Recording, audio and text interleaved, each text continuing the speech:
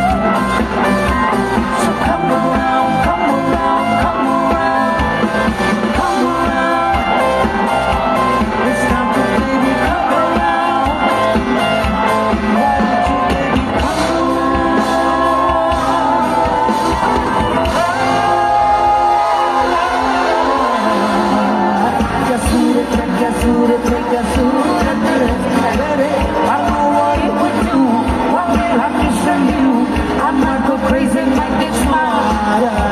Just